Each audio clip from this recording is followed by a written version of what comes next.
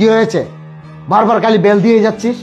সেই কখন থেকে বলতেছি আমি আসতেছি আসতেছি আসতেছি, তুই কিছুই শুনতেছিস না, আর বেল শুধু বাজিয়ে যাচ্ছিস বাজিয়ে যাচ্ছিস। বেল বাজাতে বাজাতে একদম আমার মাথায় ধরিয়ে ফেলেছিস। এই বল, কেন বেল বাজাইতেছিলি এতক্ষণ? বল, এখন কথা বলছ না কেন? এই বল, কথা বল। কি হলো, কিছু বলতেছিস না কেন? খাম্বার মতো দাঁড়িয়ে না থেকে বল, কিসের জন্য আসছিস? ও পার্সেল, এই কথাটা আগে বললে হতো না? আচ্ছা ঠিক আছে, বল এই পার্সেলের দাম কত? এই এই কি হলো, কথা বল। আরে বাবা, খাম্বার মতো দাঁড়িয়ে না থেকে বল, এই পার্সেলের মূল্য কত বল। ইস, এ তো আমার মাথা ধরায় দিব রে। ইস, এই এই পার্সেলের মূল্য কত বলতেছিস না কেন? আরে তুই যে একটা পার্সেল নিয়ে আসছিস, এটার তো একটা মূল্য আছে, তো কথা বলতেছিস না কেন?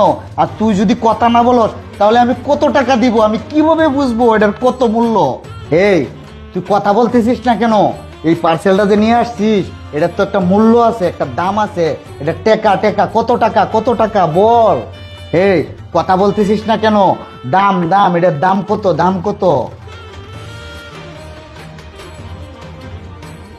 দেখ, এতক্ষণে একটা চিরকুট ধরাইয়া দিছে, দেখি চিরকুটে কি আছে। 400 টাকা। এই এই এটা মুখে বলা গেল না, মুখে বলা গেল না, লিখে নিতে হয়। দাঁড়া, তোকে আমি 400 টাকা দিতেছি। এই লো 500 টাকা নোট, 100 টাকা ফেরত দে। এই কি হলো, 500 টাকা নোট পকেটে ঢুকাই দিলি, ফেরত দে, 100 টাকা ফেরত দে। এই এই তুই মনে করছিস তোরে আমি 100 টাকা টিপস দিব? না না না না, তোরে আমি 1 টাকাও টিপস দিব না। তুই তুই কলিং বেল টিপতে টিপতে আমার মাথা ধরিয়ে দিয়েছিস। এই কাম্মার মতো দাঁড়িয়ে আছিস কেন? দে আমার 100 টাকা ফেরত দে। এই কি হলো, তুই আমার কথা বুঝতেছিস না? টাকা টাকা টাকা, 100 টাকা ফেরত দে।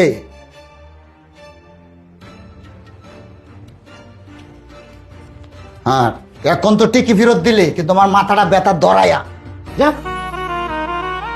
আরে ভাই, আপনি এটা কি করতেছেন? আপনি একটা মেয়ে মানুষের গায়ে হাত দিছেন।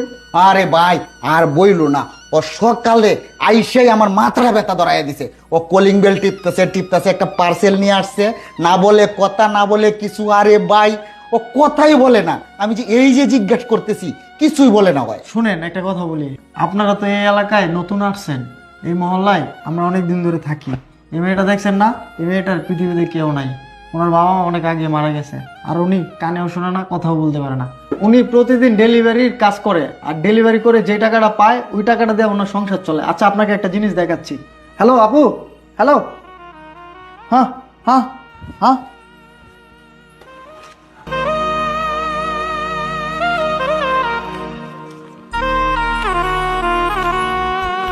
আমার একটা অ্যাক্সিডেন্টের পর থেকে কথাও বলতে পারি না, কানেও শুনি না, সবাই আমাকে ভুল বুঝে।